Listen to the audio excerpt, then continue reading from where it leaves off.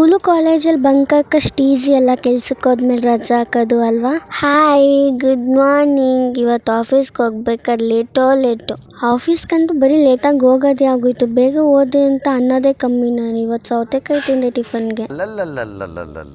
ಅದಾದ್ಮೇಲೆ ಮಧ್ಯಾಹ್ನ ಹೊರಗಡೆ ಬಂದ್ಬಿಟ್ಟು ಒಂದು ಸೆಲ್ಫಿ ತಗೊಂಡೆ. ಏನೋ ಒಂಥರ ಚೆನ್ನಾಗಿತ್ತು.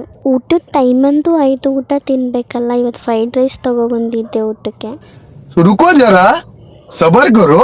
ಕೆಲಸ ಮಾಡ್ತಾ ಫುಲ್ ತಲೆನೋವು ಬಂದ್ಬಿಟ್ಟಿತ್ತು ಅಂತೇಳಿ ಹೋಗಿ ಕಾಫಿ ತೊಗೊಬಂದು ಕಾಫಿ ಕುಡಿದೆ. ಮೈಂಡ್ ಫ್ರೆಶ್ ಆಯಿತು. ಸ್ಕೂಲು ಕಾಲೇಜಲ್ಲಿ ಬಂಕ್ ಹಾಕಷ್ಟು ಈಸಿ ಆಗಿರೋದಿಲ್ಲ ಕೆಲ್ಸಕ್ಕೆ ಹೋದ್ಮೇಲೆ ರಜಾ ಹಾಕೋದು. ಯಾಕಂದ್ರೆ ಅದ್ರಲ್ಲಿ 108 ಪ್ರೋಸೆಸ್ ಇರುತ್ತೆ. ಸ್ಕೂಲಲ್ಲಾದರೆ ನಮ್ಮ ಅಜ್ಜಿ ಸತ್ತೋದ್ರು, ನಮ್ಮ ತಾತ ಸತ್ತೋದ್ರು ಅಂತ ಸುಳ್ಳು ಹೇಳಿ ರಜೆ ತಗೊತಿದ್ದೋ, ಇಲ್ಲ ಜ್ವರ ಬಂತು ಅಂತ ಸುಳ್ಳು ಹೇಳಿ ರಜೆ ತಗೊತಿದ್ದೋ.